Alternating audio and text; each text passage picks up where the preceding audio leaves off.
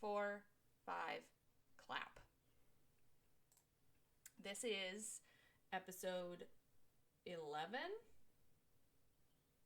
12. Oh my goodness. Okay. Yes. Okay, so I start.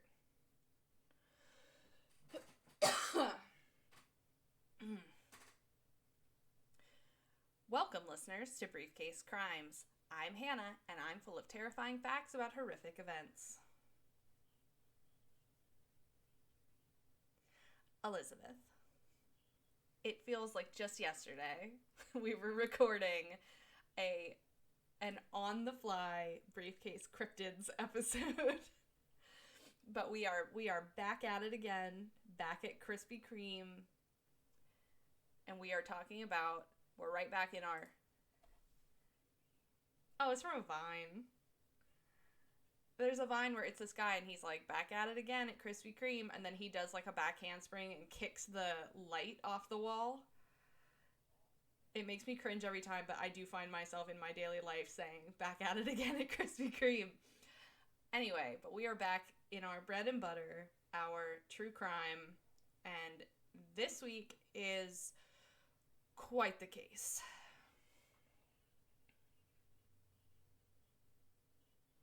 Yeah. Yeah. So we'll get into that later. I'll explain later. As you know, I wrote most of this outline in the tub last night. Had a nice long soak and read about a serial killer. This man is one of our first. I know Leonarda had multiple victims. She was a serial killer. A serial killer different from like Stanley Haas would technically have been like a spree killer. He went on a spree and killed a bunch of people. And then a lot of the other people we talk about have only killed one person. So this person is a straight out proper serial killer.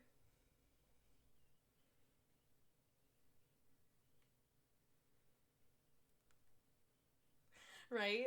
If we had a candlestick maker involved. uh, no. Not that I wish. I'll explain why he's called the Butcher Baker later.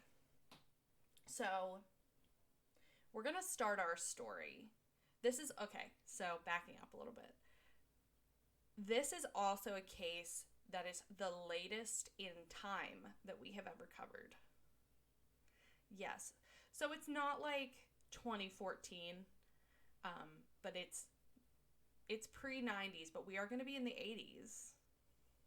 So, yes, this is the most modern crime. But the 80s at this point were was a long time ago. Yeah. I saw you tell me.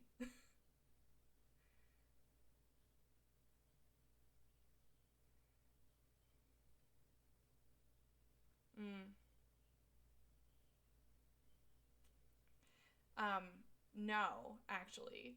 I have two things. One is someone was talking about how that 70s show was made in the early 2000s, and if they made it today, it would be like that 90s show. And somebody else said about like, oh yeah, 30 years ago. And you're like, so did I. You're like 30 years ago, and you're like, oh yeah, 1970, and they're like, no, 1990. Like, mm-hmm. it in my brain it is perpetually 2010.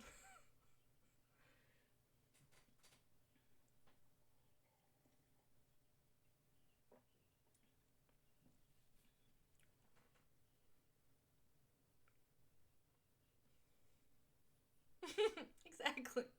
I'm just gonna start referring to it like that. Yeah, we just kept counting. So yes, this case takes place in the 70s. Well, yeah, this case takes place in the 70s and the 80s. Our story begins on June 14th, 1983. And we are in,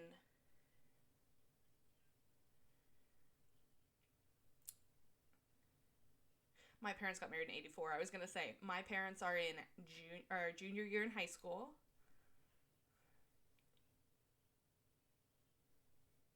That doesn't feel right. I think your parents are the same age as my parents. My parents were born in 64 and 65. Okay. I was going to say, my parents were born in 64 and 65, and my dad got held back a year. It was when he... No. It was because when he was little, they moved a lot. Like, they moved from California, and then they were kind of, like, all over the place. So he didn't get, like, a super solid kindergarten, first grade, like, education up to Pennsylvania standards. So I think when he was supposed to be in second grade, they held him back to first grade.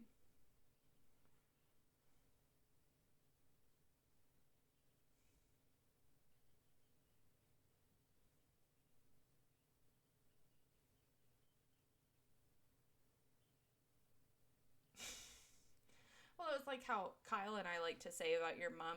Your mom speaks Sesame Street English.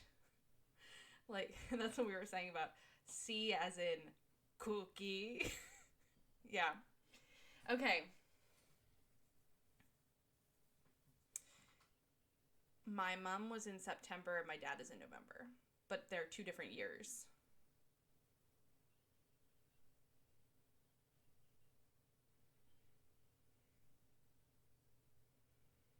Yeah. And I'm October and I'm technically pushed back. Like I turned 6 like right away in kindergarten. Yeah. Yeah. Mhm. Yeah. Lakin Replogle, who um I went to high school with in middle school, she moved, but I think she either skipped a grade or she had the same kind of situation because she's October 93.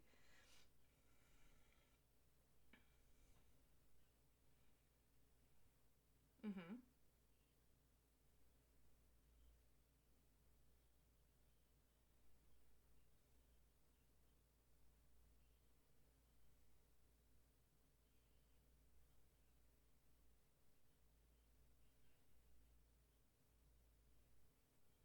Mhm.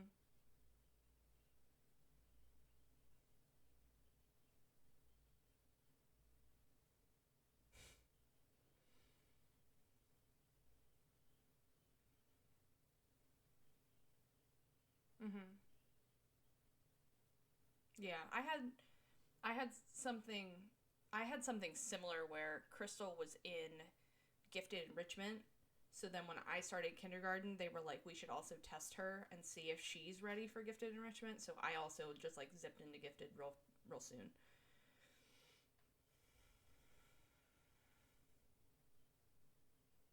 Yeah.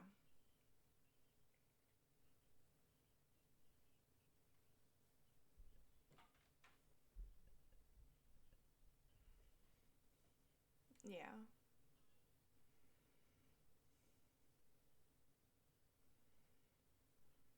Yeah. I was in gifted, put in gifted in first grade and was not a star student because I was gifted but I didn't care. I have It sure did. It sure did. That was bad habits that I got into very early on.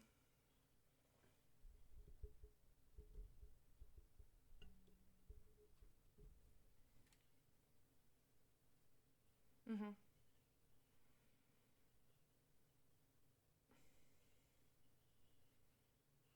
Ooh.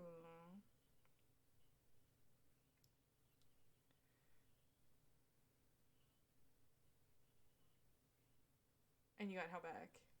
Well, two things. One, you also were dealing with the private school educational system.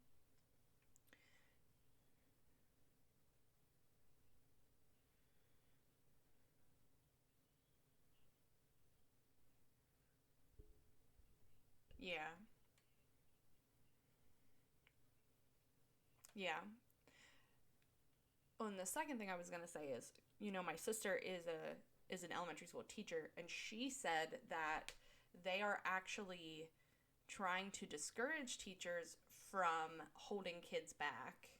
It has like an actual name, retention, I think, from holding kids back because they think like it doesn't really do much and that they should just keep pushing them forward. And like I've heard from a lot of different teachers that that's just because they just want to get kids through the system. Yeah. Exactly. So none of this has anything to do with the episode. I don't know how much, if any, of this is going to stay, but we'll get back to it. So, June 14th, 1983, Ronald Reagan is president. There you go. There's your thing, your point in time. We're in the middle of a nice, a good, a really good, solid Cold War. Well, funny you should say Burr, because we're going to be in Alaska. Yeah. Our first crime outside of the continental US that's not international. So, our story begins. 17-year-old sex worker Cindy Paulson ran out into 6th Avenue in Muldoon, Alaska, which is like right near Anchorage. She was barefoot and her hands were bound with handcuffs. But she managed to flag down Robert Yount, who picked her up and drove her to the Mush Inn.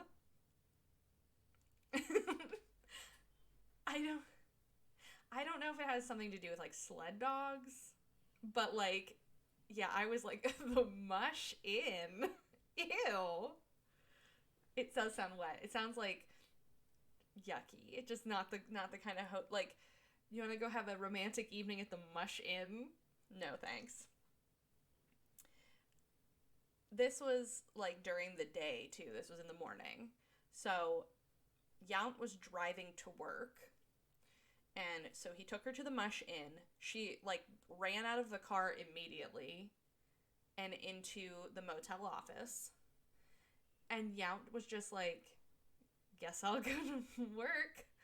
So he left, he drove to work, and then he called the police from work. So good on him.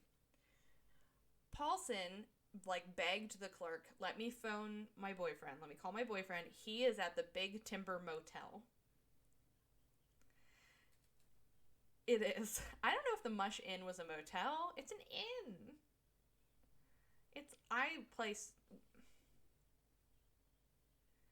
Maybe we play a lot of D&D, so an inn to me feels like a tavern. Yeah.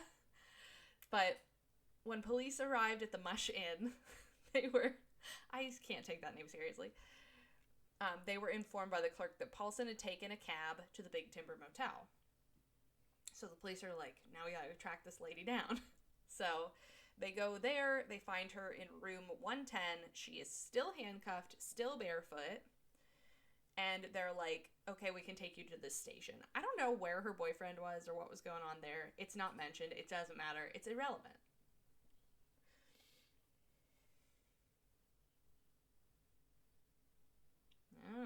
Some things say that her hands weren't bound. She had handcuffs on like one hand, but everything else says that they were like bound. So I don't know. She had handcuffs.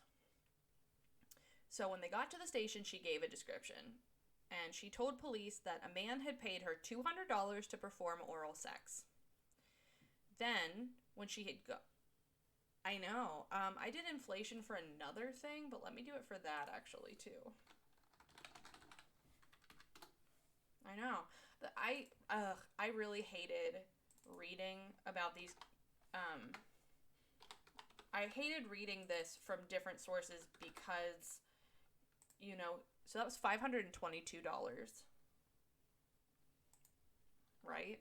So reading this in other sources, of course, they use words like prostitute, and even in one source I read it called them whores, and I was like, good grief. Like, in this day and age where it is well known that the appropriate term is sex workers. Ugh. Yeah.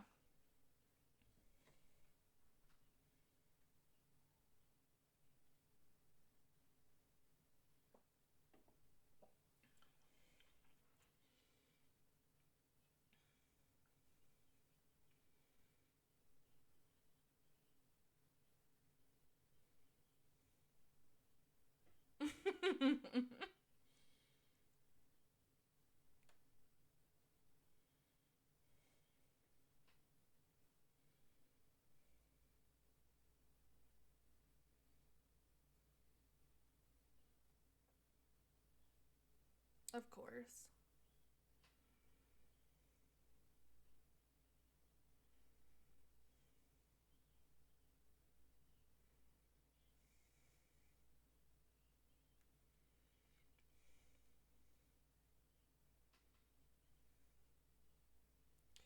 So he has a solicitation charge, not a prostitution charge.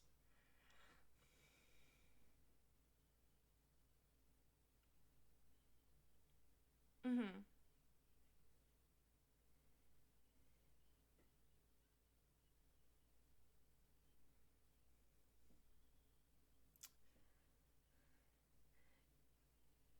Yeah, especially because if you legalize sex work, then you can tax it and you can regulate it and it make it safer. Yeah.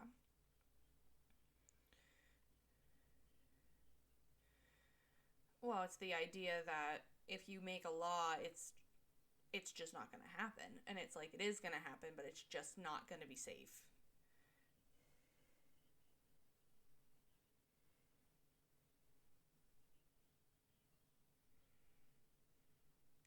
Late, yeah, there you can get into a lot of it with that. I also do want to inform listeners at this point that this case does involve sex crimes and sexual violence. So trigger warning for any kind of sexual violence. So what?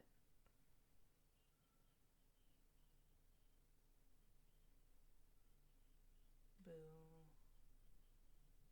Okay, that's not bad. Good.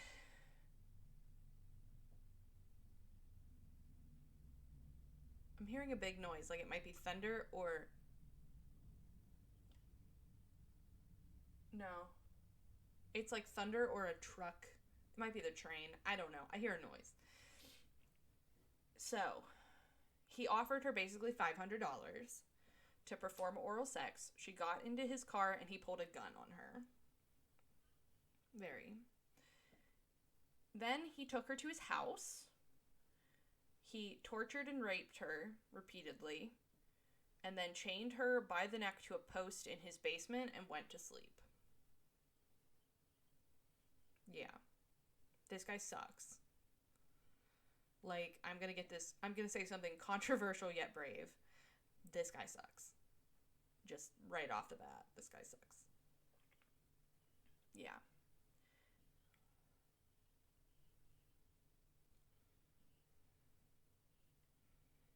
Yeah, like an animal. He chained her like an animal. And that's gonna be a theme. Yeah. So he slept, and then when he woke up, he got her back into the car and took her to Merrill Airport, which was like, so there's also a plane element to this, and it's gonna sound like to people maybe in the lower 48 or elsewhere, like who has a plane, who like what kind of normal citizen can just like go to an airport and fly a plane. But Alaska is very remote, so it's not unheard of for people to have small planes that you can fly out into the bush and do things with.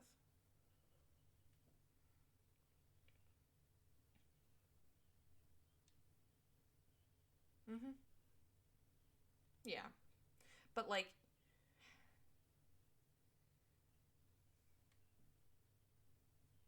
yeah. Well, I think West Virginia is a similar kind of not not 100% comparable apples and oranges kind of thing, but you're both still fruits. You know, you're both still have lots of wilderness.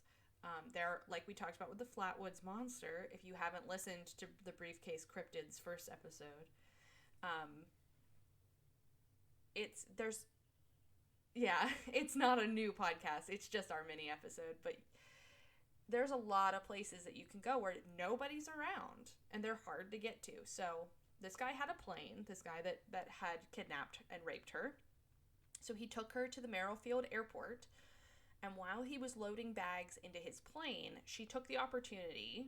She saw her window, and she took it, because she's smart, and she's a total bamf. Yeah, she's awesome. So she... Go ahead. Oh, so 1 year before my parents. When my dad would have graduated. Yeah, so she... But he would have got bumped ahead like I did. Yeah, I bet you he turned... Well, he would have turned 6 immediately in kindergarten had he gone to kindergarten. Okay, so she sees her window of opportunity. She takes it. She climbs. She's in the back seat, and she climbs into the front seat, opens the driver's side door, and just books it while he's got his back turned. That's when she ran out into 6th Avenue, which was right the adjacent street, and was picked up by Robert Yount. And she told police before she left, she had shoved her sneakers, her blue sneakers, underneath one of the seats. So that's why she was barefoot. Yeah, I mean, there's so many women like this that we could talk about, and maybe that might be my next episode. Maybe I'll tell you about Mary Vincent, who's like my favorite survivor.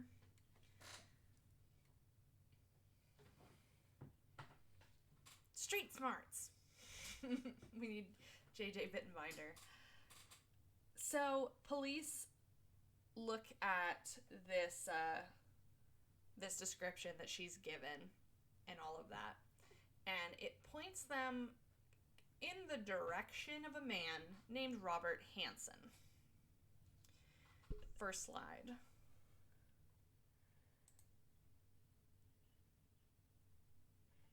Yes.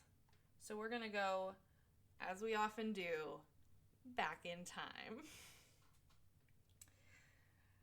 So I'm going to start this by saying there is a book about this.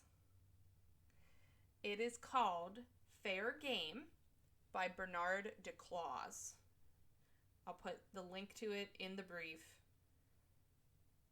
I didn't read this book. Yeah. I did not read this book. However, I did read an article that took a lot of information from the book. So partial credit. But I will link the book in the description. It might be out of print, so it might not be available, but I will see. Yeah, I'll see. We'll see if we have a link for it. Oh, yeah, you should also do that with the other crime books we've talked about. Like So Brilliantly Clever and the Stanley Haas one and all of that. I can get you a list of those as well.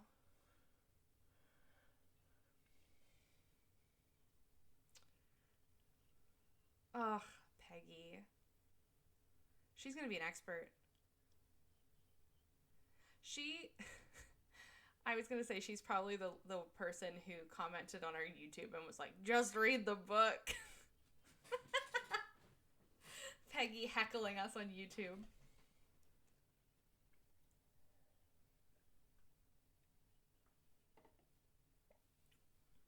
Yeah, he never replied.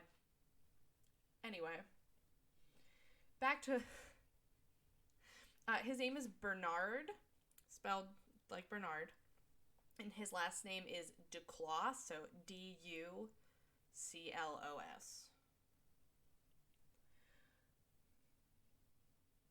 Robert Hansen, back to the focus of our investigation. Yes, the man that you see before you is a young Robert Hansen. That is his picture in the yearbook.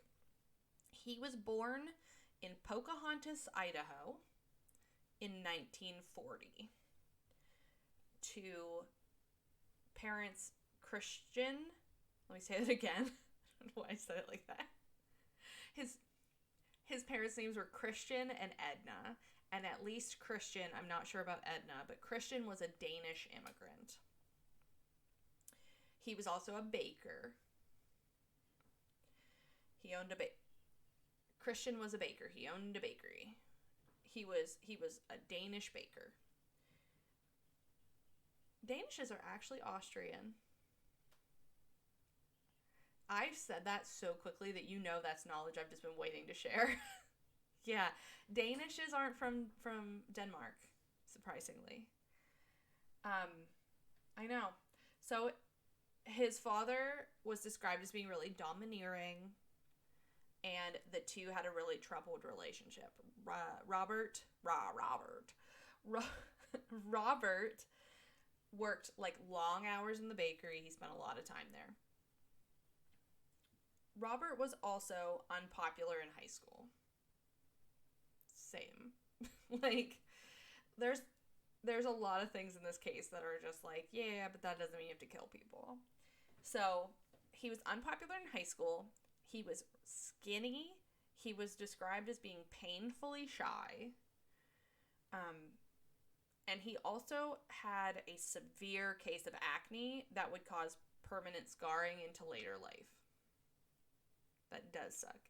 He described his face, like, he later in life described his early life face as one big pimple. Yeah. I get one pimple and I'm just like, my life is over.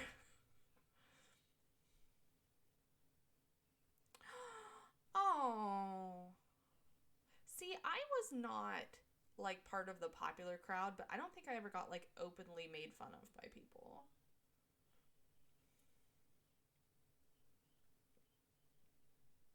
Yeah. Well, you didn't kill people. No. No. This has been a PSA. So, he also stuttered. I know lots of people who stutter that are not murderers to my knowledge. We don't know.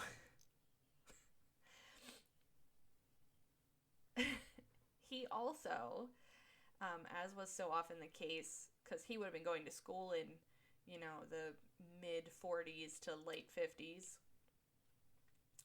he was left-handed, but was forced to write with his right hand. Yeah. And that, of course, made him stutter even worse. You see that a lot with stutterers, too, is the I'm left-handed, but I was made to write with my right hand. Whatever. I just don't like this guy at all. And I don't think anybody expects me to. I have no sympathy for him. So, he started as a high schooler, harboring fantasies of revenge on his fellow students. I don't think that's a singular event either. Like, I don't think that's something that only happened to him. Like, I think lots of times, I think the movie Carrie shows you that much. He was especially jaded about the girls at his school not noticing him or giving him a chance. He was a nice guy, Elizabeth. Yeah, he sucks. Oh, good, because it's going to get worse. At this time, he started taking up hunting and archery and used these hobbies as a way of escaping sort of the bad relationship with his dad, the feeling of being like a loner and that kind of thing. Because those are things you can do alone, hunting and archery. And also, again, well, they don't have to be. Yeah, hunting does. But like, Gina Davis is an Olympic archer. Yeah. Yeah, but also, I mean, with the context of him being a serial killer, that sucks. But, like, there are lots of people who hunt who aren't serial killers. Yeah, the majority of them. Yeah. Ooh, keep that in mind. He's He sucks. You're so good at it though. You make these segues so easy.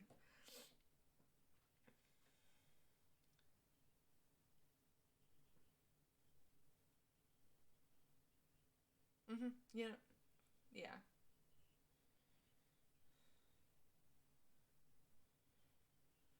Mhm. Yeah. And you're being safe once again. Gentle reminder as we go into the fall and winter seasons. Yeah.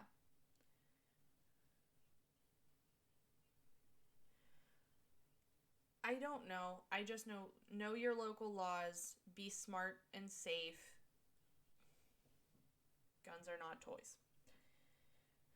Okay, now that we've had our second PSA, we jump forward to 1957. He has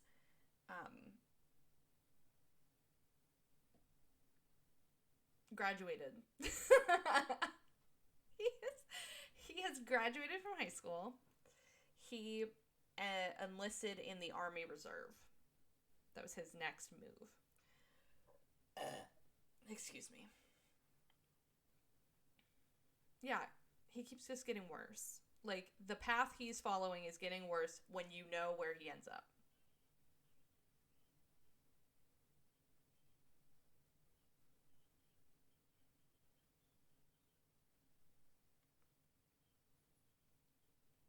Yeah.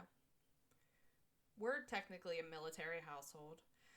Yeah, that's the thing. That's what I mean. There's nothing there's nothing wrong with joining the military.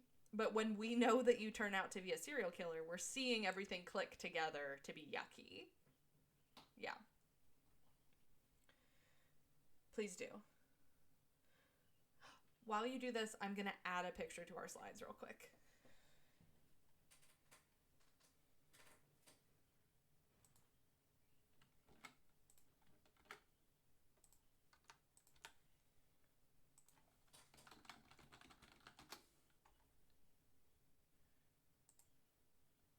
Yeah.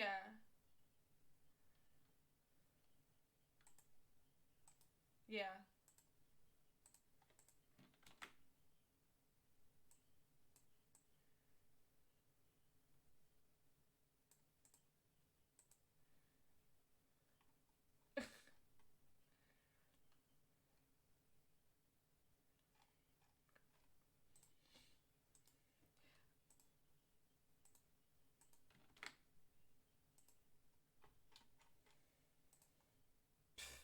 Like, go to the VA. That's ridiculous. I remember that story you just told. Yeah.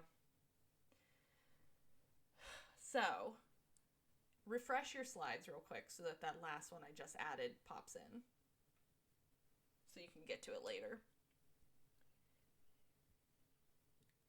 Aww. Is broken.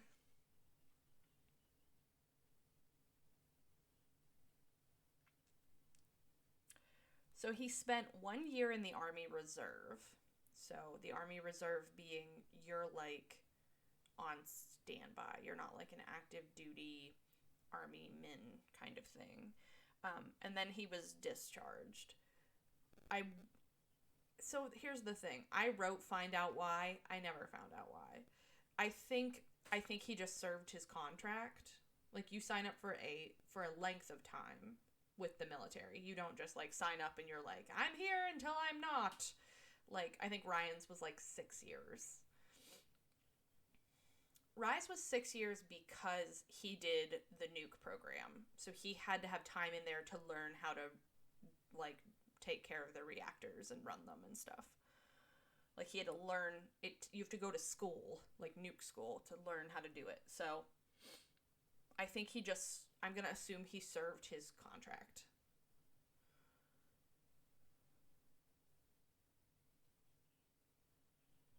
Don't, cause you're gonna spoil shit. Stop it. Yeah.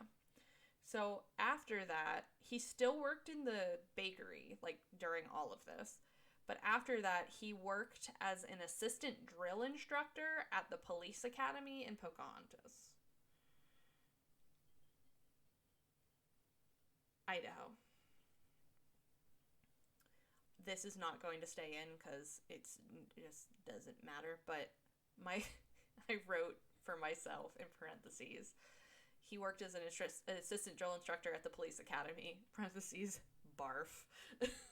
Just like, ugh, I hate it. Yeah. So, at some point, he met a younger woman who will remain nameless because her name is never said, and I don't care to know what her name was. They began dating, and they eventually got married. They got married in 1960, like the middle of the year in June. And then, on December 7th, 1960, Pearl Harbor Day. I do that every time. I want everyone to know that. Sometimes I cut it out, but every time there is a date that has anything to do with anything, I either say it or I want to say it.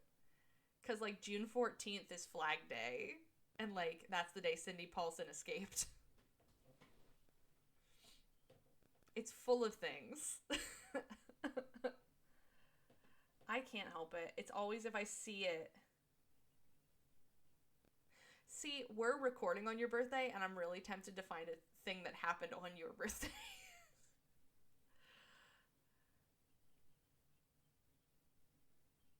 Oh, I do. You don't have any cool birthday twins? Well, that's kind of cool.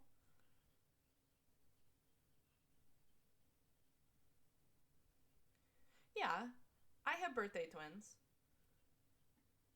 But, like, I'm birthday twins with Walter Matthau, Julie Andrews, and Jimmy Carter. Former President Jimmy Carter. You have to have a cool birthday twin. Hold on.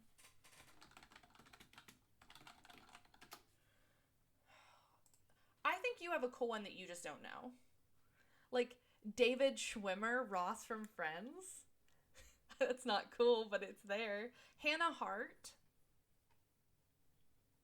Yeah. You're not like, whoa, she's not Julie Andrews. There's a little D Boone.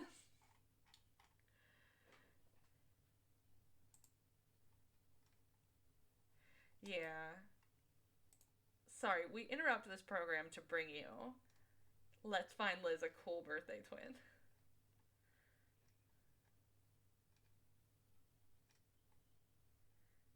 Ah, wait a minute. I have a president, Jimmy Carter. You have James K. Polk. You do. I don't know. I don't know anything about him other than his name is the name of the school on Ned's Declassified School Survival Guide.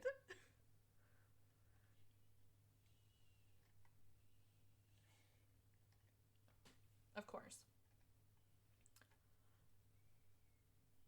Mm-hmm.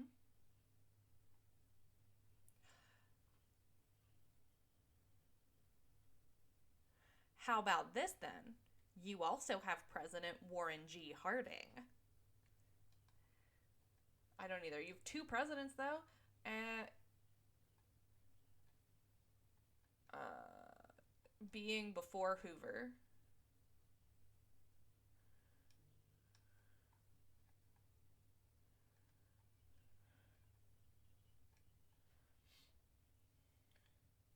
Burt Lancaster.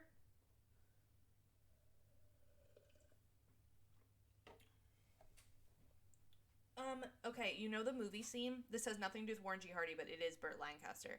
The movie scene of the people kissing on the beach with like the waves come up, that's Burt Lancaster. Born on your birthday. He also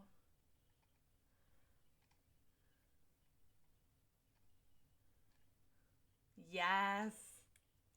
We love it. I'm gonna find you somebody. Oh God. You're also birthday twins with Bill Gothard, the guy that started the Duggar family religion. It is called the Institute in Basic Life Principles.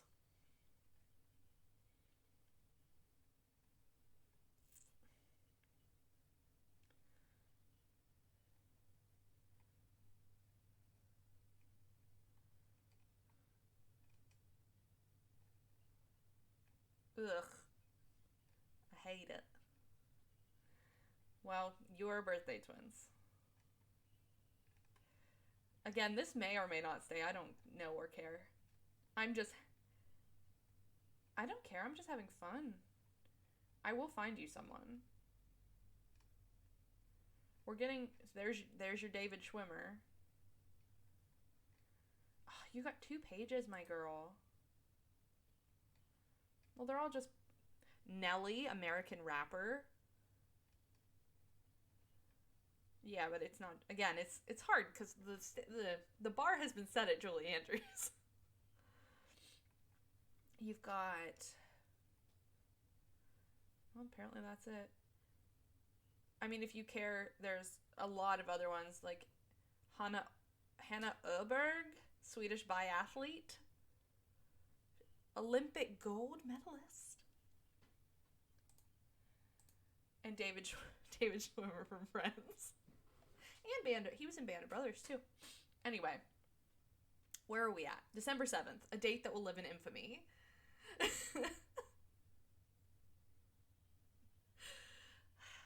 I'm sorry. Okay.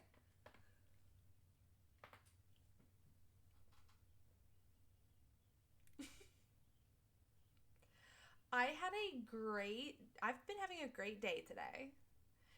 Yeah, I'll talk about it later. Okay, so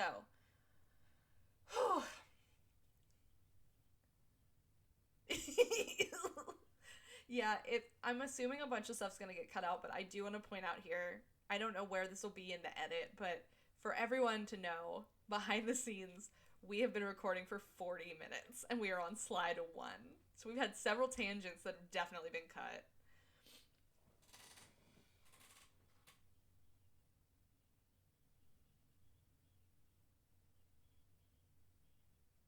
Yeah, we started right away. Okay, so in 1960, December 7th, Hansen was arrested for burning down a school bus garage that belonged to the Pocahontas County Board of Education. Yeah. So that was the same educational system that had seen him through school. And so that was thought like, this must be an act of revenge on the school. Or like, honestly, dude, get over it. It's 1960, so you're 20 years old. He has hobbies. He's archer. He's bake. First of all, how can you bake all day? How can you bake bread and muffins and cupcakes and be such a crappy person?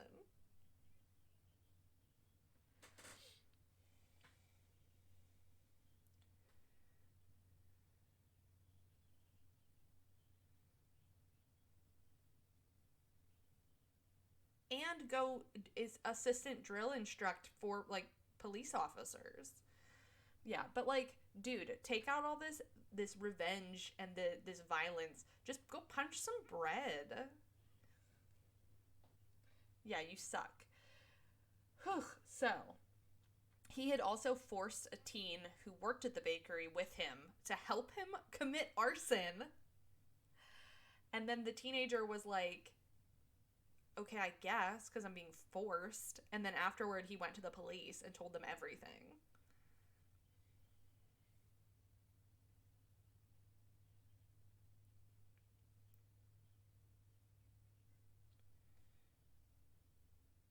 Knowing him, probably gun to his head. Yeah, this is a seriously unhinged individual. So he got caught because this teen told everything. He was sentenced to 3 years, but only served 20 months before being paroled. That's gonna happen. That's gonna happen a lot too. So his wife of only 6 months, because he just got married in June, decided she didn't want to be married to the kind of man who burns down school bus garages. Yeah, and she filed for divorce. Can you blame her? I certainly cannot. So, while he was in jail, he was evaluated by some psychiatrists, and they diagnosed him with bipolar disorder and said he had periods of schizophrenic episodes and noted that he had an infantile personality and was obsessed with revenge. The kind of person we want to release after 20 months of a 3-year sentence. You see this a lot with him because on the outside, to everyone, because he had this bipolar disorder, and again, bipolar disorder does not mean you are a serial killer, does not mean you are a murderer. In fact, mental illness in general doesn't mean that you're going to kill people. But because he was the way he was, and because it presented the way it presented, outwardly, he seemed like this mild-mannered, shy little baker, but it could snap on a dime, and he turned into, like, a total psychopath. It was nuts. He did. So, yeah, at this time, it would have been called manic-depressive, is what he would have been diagnosed with. I need to scoot over for a second and grab a sweater because I am freezing. This is what always happens in this room. I start out super hot, and then I need to put on a sweater.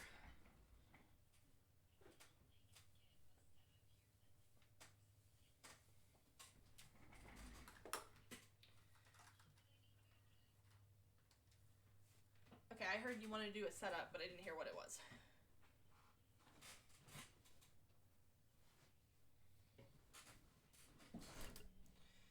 Yeah.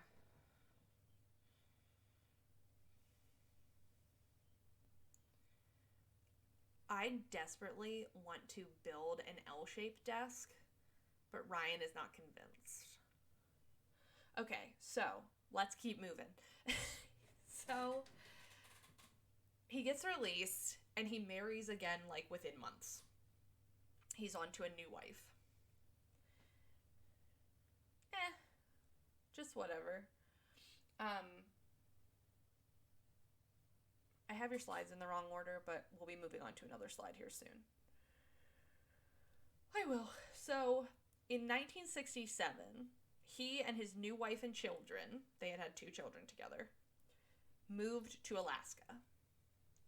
They do this for a couple reasons. First of all, he has been having these incidents because, like, he just started stealing for fun.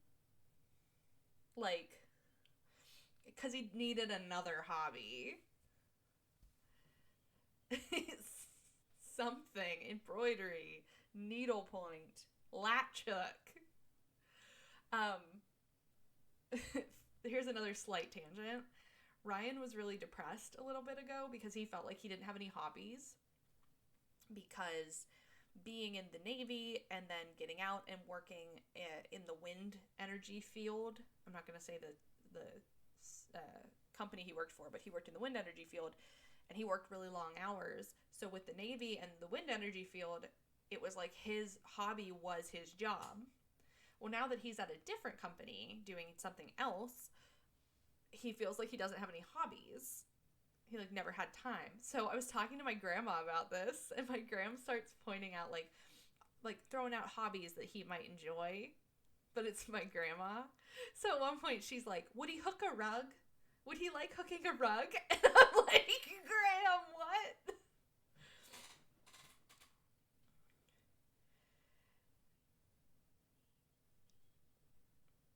That's why he's going so hard with D&D. Yeah. Yeah, D&D right now is his hobby, so this is just a reminder to put your stuff in on the West Marches campaign, please.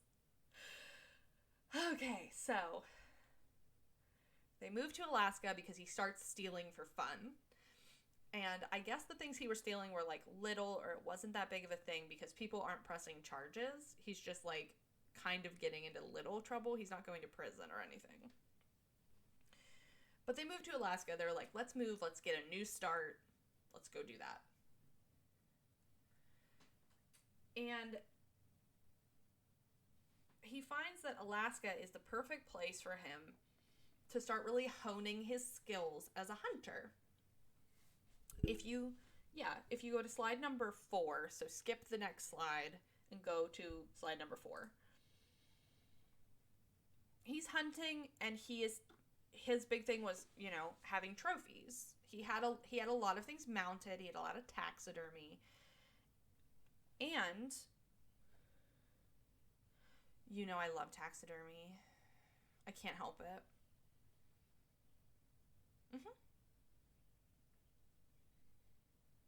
I love a taxidermy. To each his own.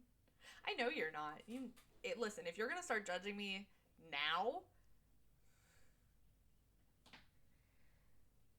yeah, I have a single piece of taxidermy.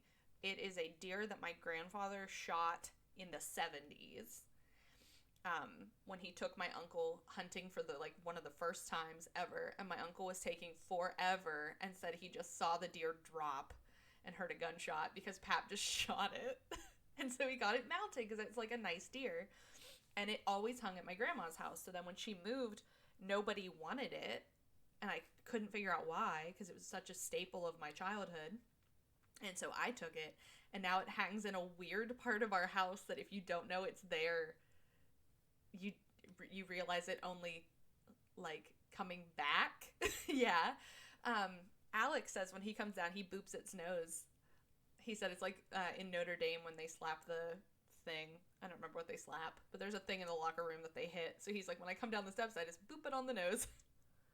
He wore a hat for a while and everything. He gets decorated for Christmas. He's a member of the fam. Oh yeah, he gets decorated for Christmas. Maybe I'll think of a way to decorate him for Halloween. I did decorate the house for Halloween, by the way. It's ready. Anyway, he is hunting big things. He is honing his skills, and he's setting state records for these animals that he's bringing down.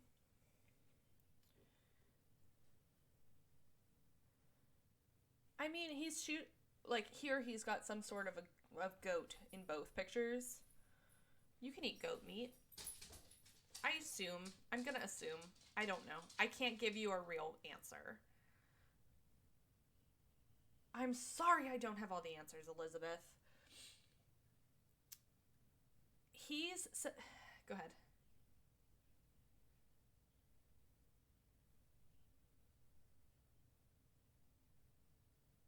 Why? Oh my god, I didn't even think of that. Seriously. My brain doesn't work that way. I only think of apparently obscure dates. Okay, so he's setting these state records. I can't remember. Let me see real quick. I'll be so fast. But I don't know why I'm apologizing. I'm the one who's gonna suffer. Yeah. I wish I could spell.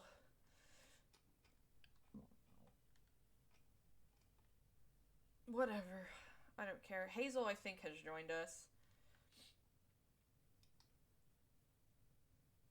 Okay, so there is a record book called the Pope and Young Record Book, where these big game records are lodged. And he had 4 animals, 1969, 1970, and 1971. The only reason I bring that up is because it comes up later, the Pope and Young Record Book. So, finally, we can get into crime.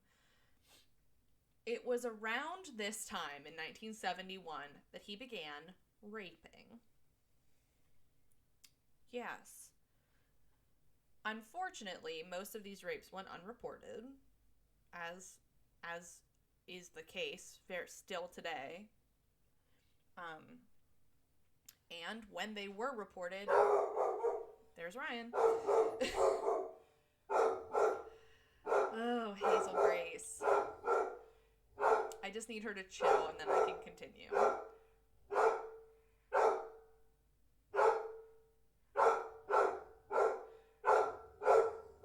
she is angry. It's my dad, and he has tiny pumpkins. Boy, if they're not what I asked for, I'm going to be really upset. I sent him pictures. Okay, so she's further down now. So, unfortunately, most of these rapes went unreported, which is still the case today. And, as is the case today, when they were reported, police didn't take them very seriously. And the reason in this case that they didn't take it seriously was because they were accusing Robert Hansen, who's this, like, mild-mannered guy. This is very much a case of, like, if somebody tells you that somebody is a bad guy, no matter how good he seems on paper or whatever your experiences is, if you're getting all of these reports of this guy being awful, maybe you should believe that instead of what you're experiencing. That doesn't just go for the police, that just goes in general. One rape victim described him as looking like sort of the perfect dork, which I can see. And at first, his victims were, like, quote, regular women. Just anyone who caught his eye. But he quickly realized that sex workers were a lot easier to get legitimate access to and less likely to be taken seriously if they were to report him. Yeah. Because, again, we're just raping at this point. And at some point in the future here, these escalated and he began killing. As is so often the case. Yeah, either the thrill isn't enough or he's starts getting into trouble where somebody is going to report him that he's going to be able to tell. In this case, I'm going to say the thrill wasn't enough because of where we end up. But so in 1977, he was arrested, not for rapes, but because he stole a chainsaw from a Fred Meyer department store. What a thing to steal. I don't know why. I don't know why he stole it. I don't know if it was for a thrill. I don't know. But that's quite a thing to steal. Yeah, right? I wonder if he, like, revved it as he left. Ugh. So, they caught him. He was sentenced to 5 years in prison and was told that he was required to receive lithium treatment for his bipolar disorder.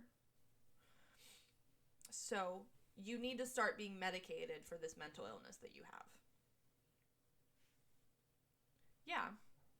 Yeah. Like I said, bipolar disorder, not a thing that means you're going to be a criminal. Definitely not a thing that means you're going to be a complete psychopath. But in his case, yeah. It's a spectrum. Mental health is a spectrum. So, unfortunately, this lithium treatment requirement wasn't met in jail or otherwise. Like, even in jail, they weren't medicating him. And he was released after 1 year. 5 years. Yeah, so again, he goes to jail and he's like, I'm just a normal, like, guy. I'm a good guy. Yeah, exactly. And as is the case, prisons are overcrowded. It's the late 70s into the 80s. We're getting into that issue. That's okay. I was like, who is this that's joined us? It's okay. Then we jump forward again. We're, like, moving quickly, I understand, but we have to. Yeah. We jump forward to January of 1981. Hansen calls the police, and he reports a burglary of his home in which several big game trophies were stolen. He does.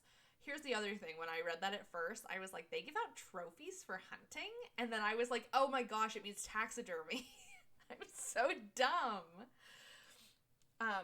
So he files an insurance claim, and they paid out $13,000, which is around $37,000 today. Yeah, taxidermies are expensive. That's why my pap only got one mounted in his life. Oh my god, the Gripsholm lion. We'll talk about him in maybe a Patreon exclusive or something. So he used this $37,000 to open his own bakery and to buy a Piper Super Cub N3089Z airplane, which he operated but never got his pilot's license. Extra scary. That was my thought, is like, this guy's gonna take you, torture you, rape you, put you in an airplane, and then he's gonna fly it, and he doesn't have a pilot's license. I don't know, man. I know, but that's still, flying freaks me out. I am afraid of heights. And my dad says that, like, on commercial airliners, it's different than if you're in, like, a little two-seater. He's like, two-seaters are very scary. So he used this plane in the oh my gosh, I wrote this down this time. Perpetration. Why can't I say that? He used this plane in the perpetration of his murders, as we know. Here's what we didn't know until now. Strap in. Right now, like, right in this moment, telling the story. Like, you and I telling the story, we didn't realize until this second. No, there's not. So a lot of this is conjecture based on the evidence, because we don't have survivors of this, and Hansen wasn't talking, like, he wasn't telling the story. But this is what the investigators believe is the case. You should be. He would pick up a woman, usually a sex worker, meaning either somebody who was a prostitute or somebody who was like an exotic dancer. He would tie her up or handcuff her at gunpoint. Then he would take her to either his home or his cabin and rape her before taking her to the airfield, where he would force her into the plane, fly her to the Knik River or the Nick River. I'm going to assume it's Knik because of knowing other things with Alaskan indigenous tribes, and I assume that's where that comes from. I'm going to say Knik River. And he would land somewhere close, probably like on a sandbar. Then, once there, he would strip her nude and make her run through the woods where he would hunt her. Yes. Ultimately, he would either stab them, shoot them, or both.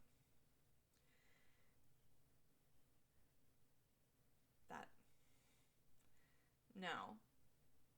This was like,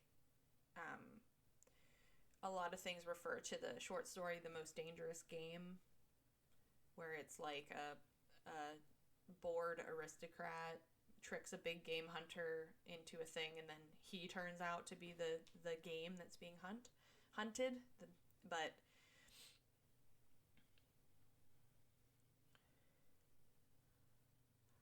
yes. There is a lot of dramatized versions of this in, like, police procedurals. Absolutely. If you go to your next slide, this is the plane.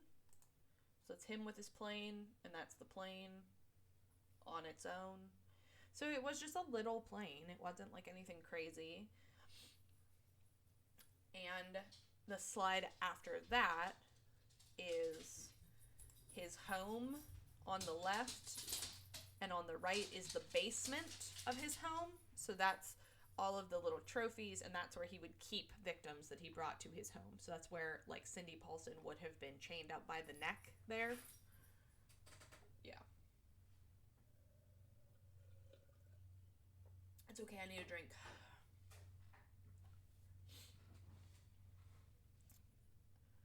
And this, like I said, this was an educated guess. This is a hypothesis drawn up by the investigators based on evidence and also on the fact that he would leave the airfield with these women, but when he came back, he was always alone.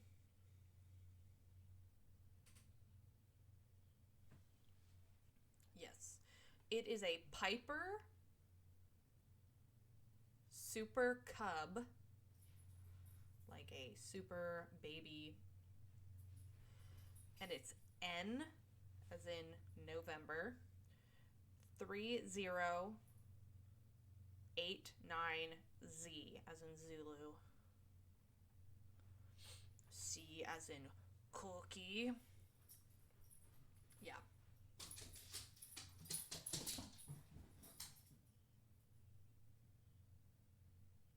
Mhm. Mhm. Yeah. Yeah, like I knew that going into this. Anytime I think you have an actual like I said, a proper serial killer, it's fascinating, it's entertaining, but it's horrifying at the same time. And the like you said, this to me clearly was the thrill. He needed the thrill of the hunt.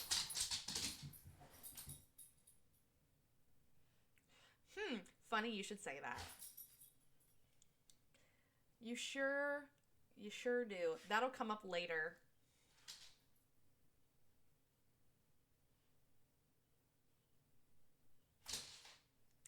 Yeah. Yeah. Keep that chestnut in the back of your noggin, please.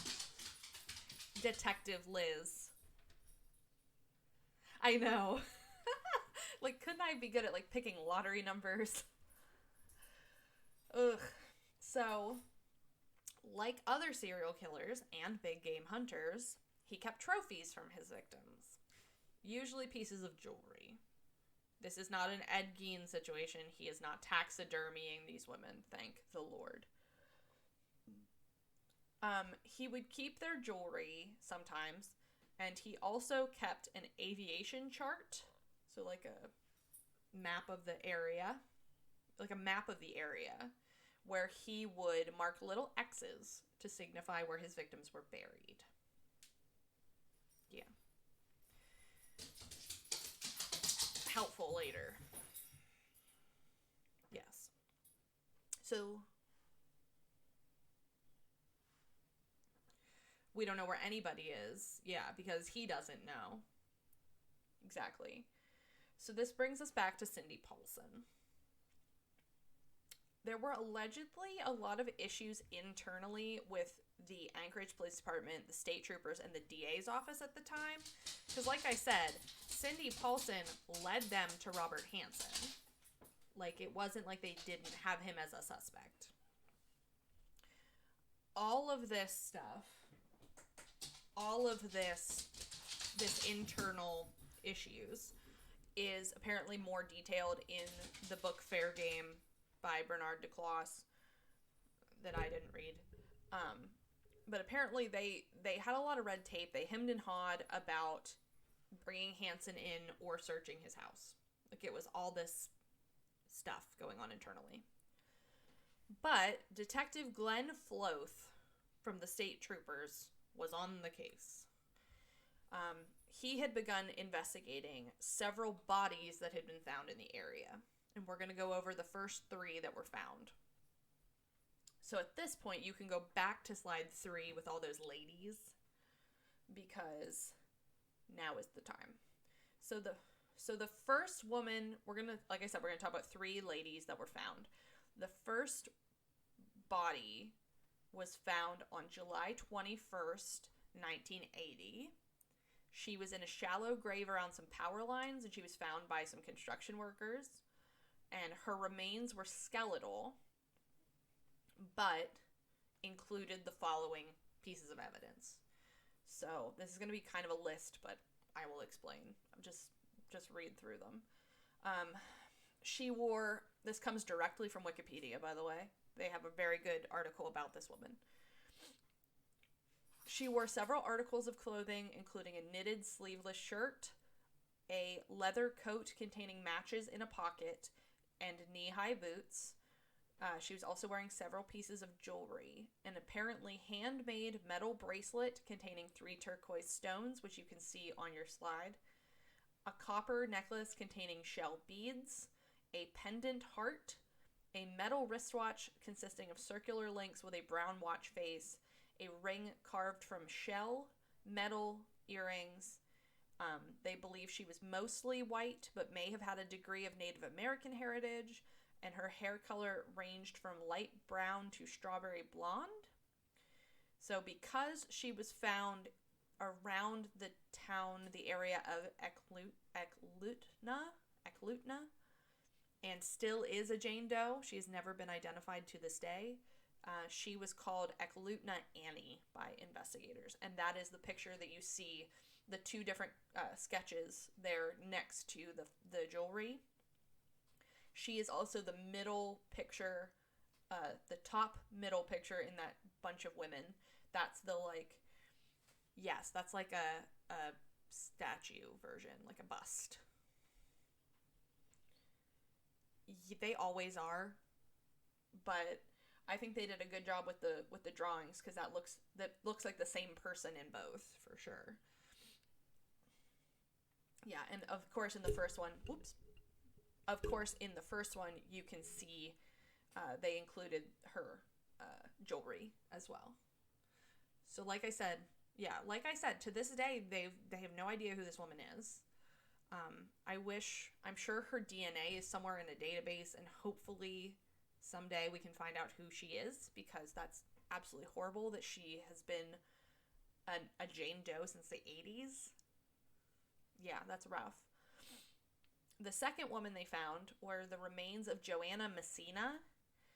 She is right next to the Uncanny Valley picture of Eklutna Annie.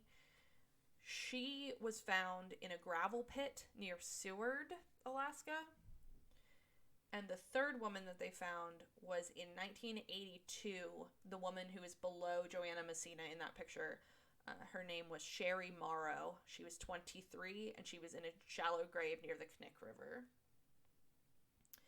So they find these 3 women. They know they've been murdered. They feel like the evidence is pointing that this is the same person has murdered these 3 women. He doesn't yet know the connection to Robert Hansen. He just knows I have 3 women that have been murdered by a serial killer, and I don't know what to do. So he calls John Douglas of the FBI, and he asks him to work up a profile. So this case is referenced in Criminal Minds. Criminal Minds does that a lot, where they'll be like, oh, it's just like the whatever case, because they point out different things that have been, criminals that have been profiled or caught through profiling. So John Douglas profiled the man that killed these women. He concluded that the killer would be an experienced hunter with low self-esteem. He said he would have a history of being rejected by women. He would feel compelled to keep souvenirs of his murders, such as victims' jewelry. Yeah. He also suggested that the assailant might stutter. No, we know. Incidentally, John Douglas is also the person who wrote Mindhunter inside the FBI's Elite Serial Crime Unit, which was the inspiration for the series. I know you did. That's why I wanted to bring that up. Yeah, so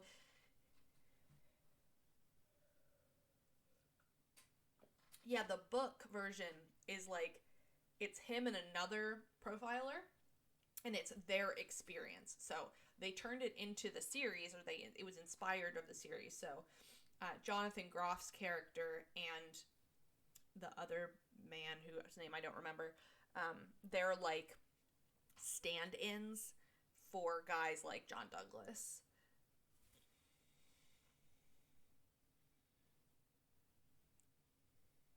Yeah, that's Kristoff. Yeah.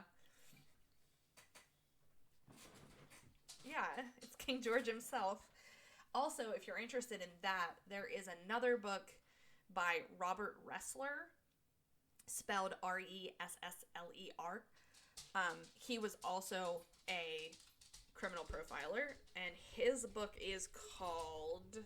I've read it. I have to think of what it's called. It's long, the name.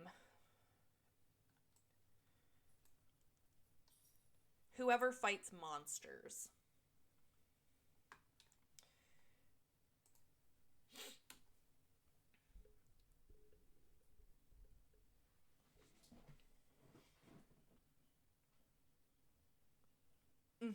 I went on a stint where I watched it for a while.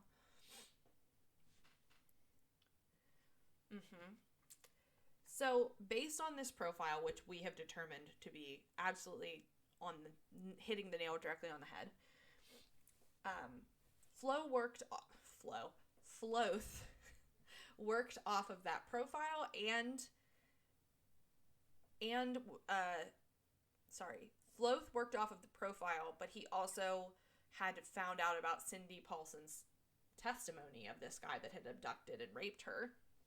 And so putting both of those together, he finally got a search warrant and was able to search Hanson's house, plane, and vehicles. Yes.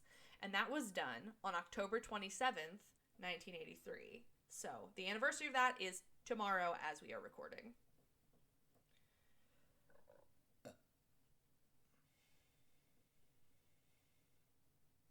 No. It's just tomorrow. There's probably something, but I don't know. So when they searched his house, obviously, they found the aviation chart behind his headboard.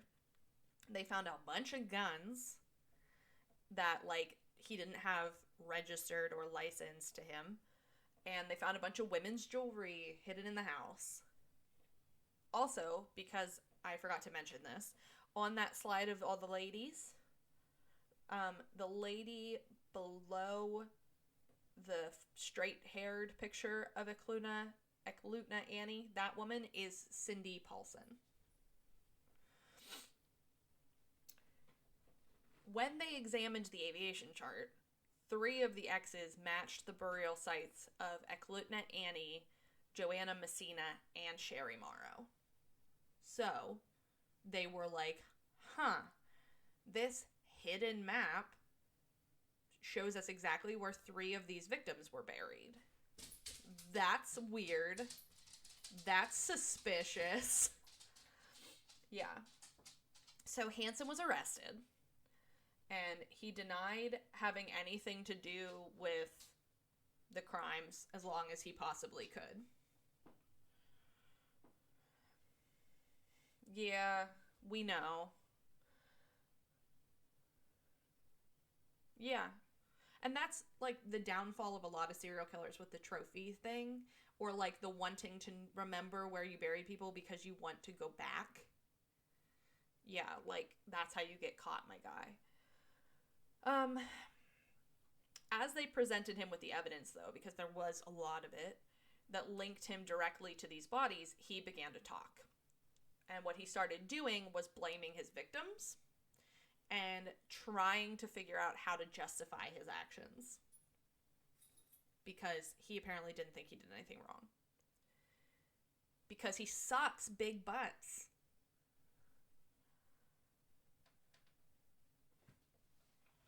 Yeah, he's the worst. I have to get up a thing here. Hold on one second. Okay. So, he's talking now, so he's going to be going to jail. As part of a plea bargain, though, he agreed to help police in finding bodies of the other victims. Yeah. 12 of them were located, but he is thought to have killed at least 17 and thought to have raped and assaulted over 30. So at this point, I do have a list of the women that he killed. So he killed, starting from the earliest to the latest, he killed Megan Emmerich, who was 17. He denied killing her, but there is an X on the aviation map that led them to it, her body. Mary Thill, who was 22. Again, same story, denied killing her, but they found her through the aviation map. A woman called, that they only know as Horseshoe Harriet. So again, it's like the Eklutna Annie. She's a Jane Doe. He assisted in finding her. Eklutna Annie, who is on our list, our original list. Roxanne Eastlin, who was 24. He confessed to killing her, but they never found her body. Joanna Messina, who was 24. She's the one who was found in the gravel pit. Lisa Futrell, who was 41. He helped them find her, and her body was found south of the Knick Bridge. Sherry Morrow, who was 23. She was found in the original investigation. Andrea Altieri, who was 22. He confessed to killing her, but she was never found. Sue Luna, who she was 23. He helped them find her. There's like a list of details of each one, and hers is one of them that says she was stripped nude and forced to run through the forest. Paula Golding, who was 17. She was found in 1983. Again, same situation. Cindy Paulson, who survived and helped bring him to justice. Malai Larson, who was 28, and he helped them find her. Delynn Frey, who was found in 1985.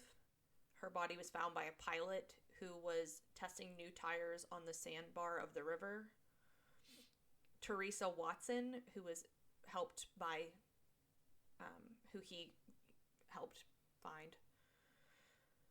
Angela Feddern, her body was found at Figure 8 Lake. He also helped with that one.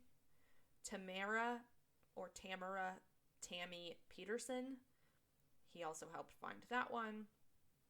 And Celia Beth Van Zanten, he denied killing her, but they found her because of the X. And the pictures on the left there are several of his victims.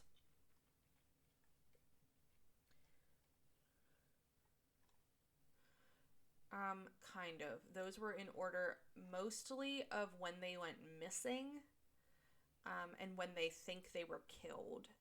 So yeah, kind of chronologically.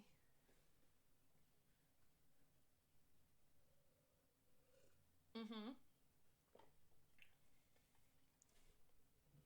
Yeah. I think the last 1, 2, 3, 4, 5, 6 of them, he helped find most of them in 1984 of those 6. Slash the one that was found by that pilot was in 1985. But I find myself getting very choked up over that list. I don't typically get very upset like this on the show, but I just think that's a lot of ladies who didn't get to have a life and who deserved to have very long and happy lives. And yeah, his oldest one I think is 41, which is like nothing in the grand scheme of things. Yeah, so if you go to slide 7, these are the left picture here is police screening dirt to try to find evidence. Picture on the right, those are fish and game wardens, basically, that are also assisting in searching for victims.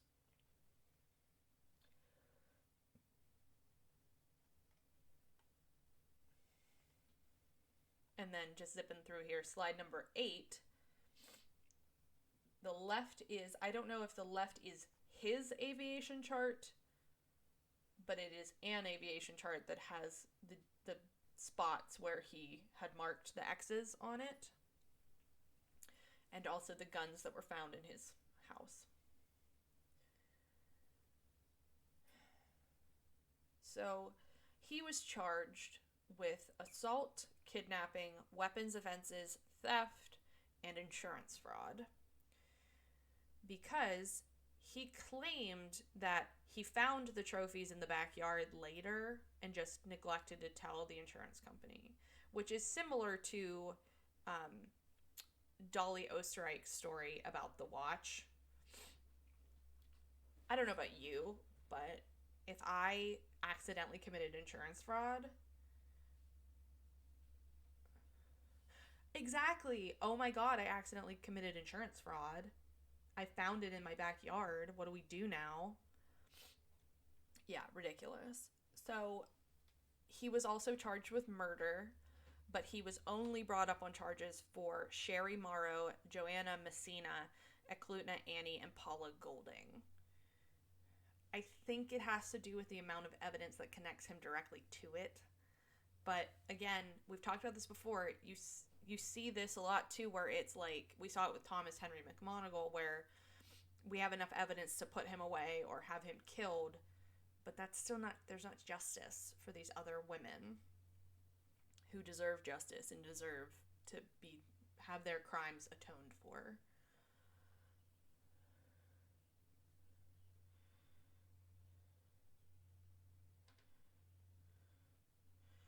But how do you match, a necklace? How do you match a necklace to a sex worker who might not have family? Who's gonna... somebody who can say, oh yeah, that's... Yeah, like, I mean, I have jewelry that if I were found dead with that would be enough to identify me with. But, yeah, I don't know. But regardless, he was also charged with the rape and kidnapping of Cindy Paulson. Yes, and she testified at this case, which is good for her. She's the coolest. Yes. On February 27th, 1984, Superior Court Judge Ralph E. Moody sentenced Hansen to 461 years plus life without the chance of parole. Yeah. Next picture here is his mugshot and also his perp walk.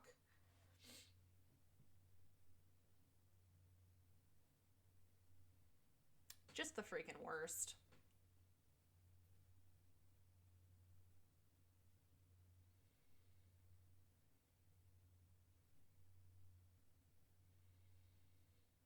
So I added a slide at the very end here because I'm gonna make a boomer reference that I'm not sure that you're gonna know, but he reminds me, as soon as I saw him, he reminds me of the character Terry the Toad from American Graffiti.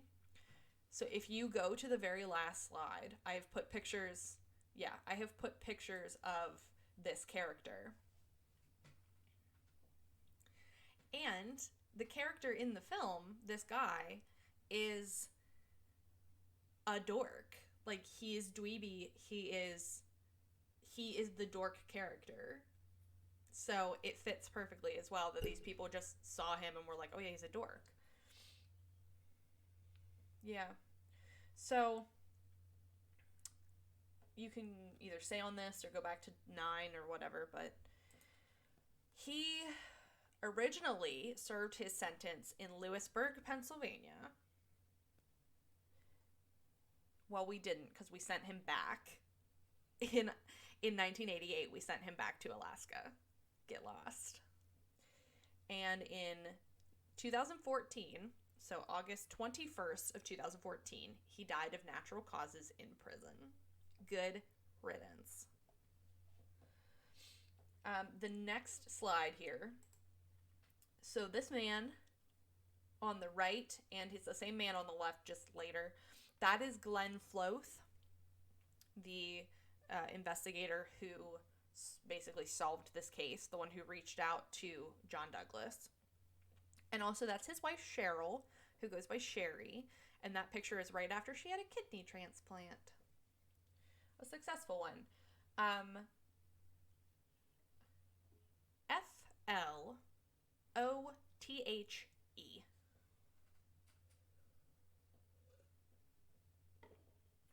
There. Yes. And the next slide here. In 2013, they made a movie called Frozen Ground, which starred John Cusack as Hanson and Nicolas Cage as a character based on Glenn Floth. And it featured Vanessa Hudson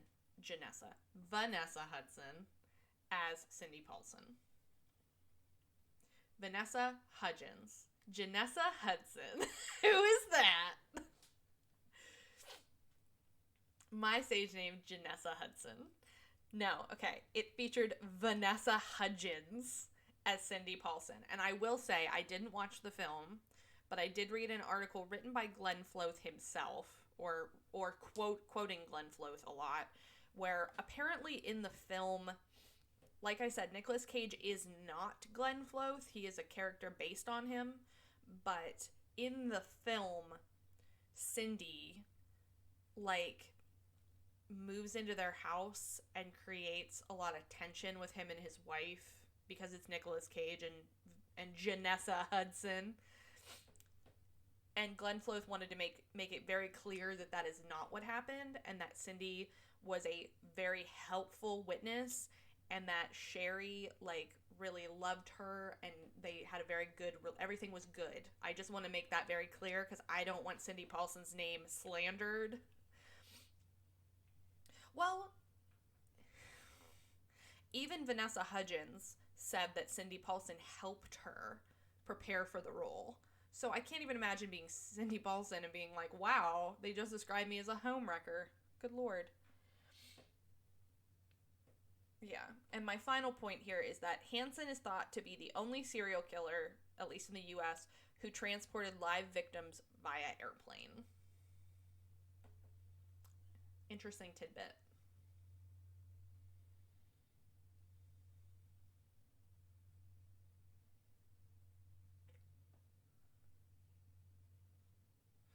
Well, we're not going to get into that. And that is the story of Robert Hanson, the Butcher Baker. So,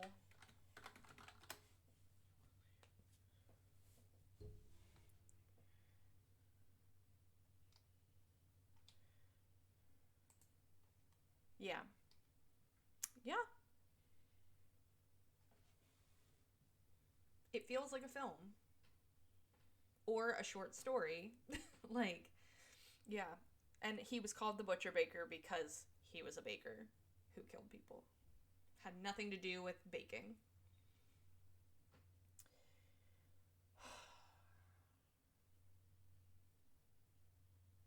Yeah. The worst. A yucky bucket of human offal. Basically. Just awful, man. I feel like now more than ever we need to talk about what we're reading, what we're recommending, because I need a palate cleanser.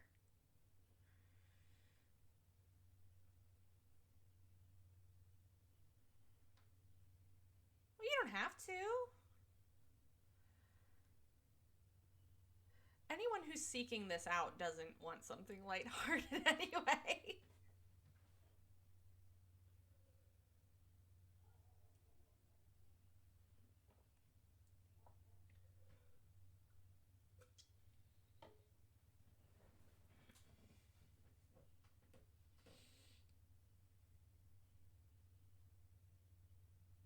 Hmm.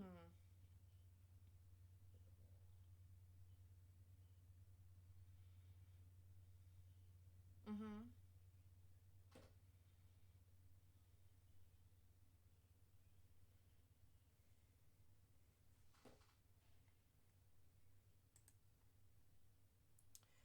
Oh.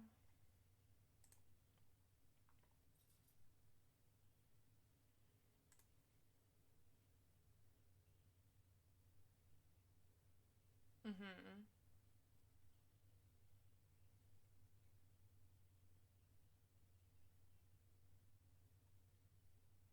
So it's a novelization of a film.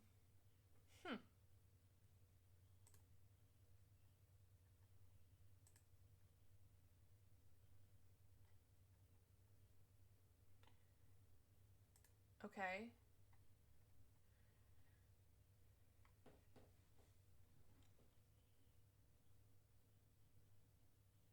I want to read that. Oh, bring it up on Halloween. Mm-hmm.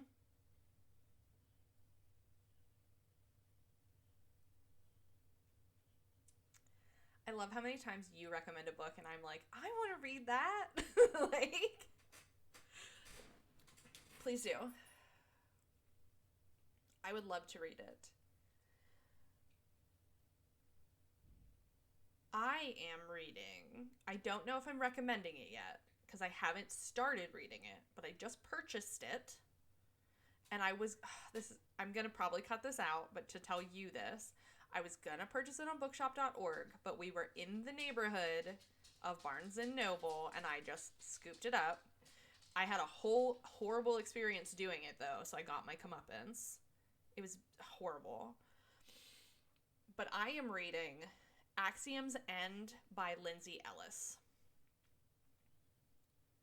AXIOM apostrophe S End. And her name is Lindsay, like LINDSAY. Ellis with two L's. It is a science fiction book. It is the first in a series, but the rest of the series hasn't come out yet. But Lindsay Ellis is one of my favorite people on YouTube, my favorite content creator on YouTube. She does a lot of video essays, which Ryan and I both really enjoy. You will know her when you see her. That was one of the things where Ryan and I both, when we would sign into our YouTube accounts, both of us would be like, oh, you're subscribed to whoever. Oh, you're subscribed to this person. Like, we both found out that we both really love Hank Green. Yeah. Was it the Omegaverse one? Oh, God.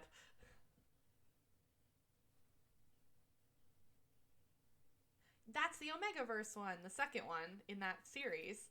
She does the first one that she's getting sued over. I watched both. So, Axiom's End is her first book. It is a science fiction book that takes place in like an alternate US during the Bush administration. I will tell you guys more when I know more.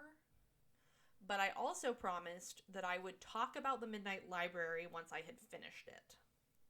So I finished the Midnight Library, and that is part of, I think, why I'm in such a good mood. Because the end of that book was very feel-good.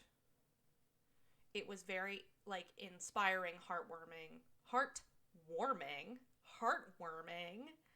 I'm a dog. I have heartworms.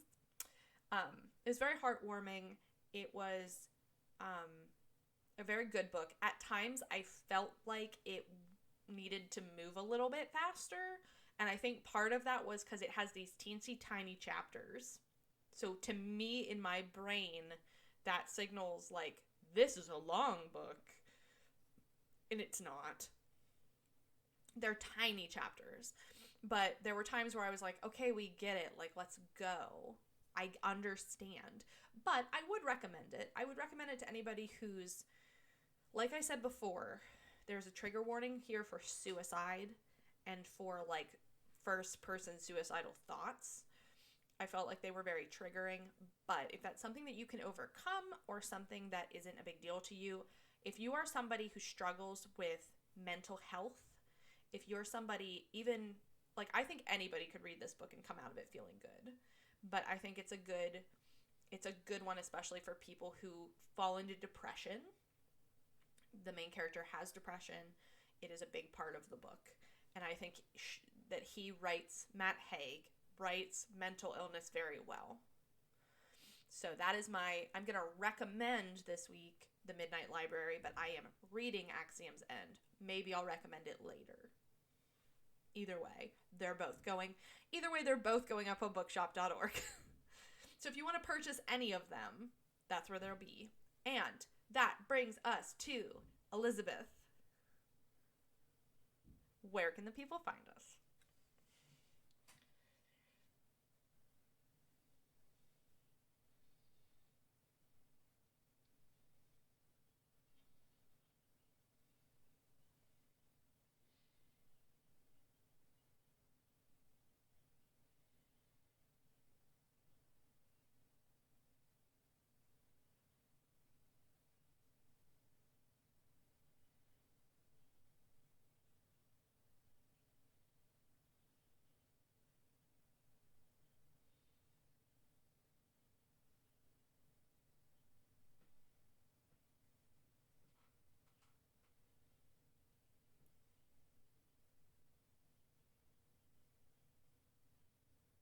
And the description of this episode. And with that, would you like to wrap things up? And we'll see you next time. Bye. That was a good one.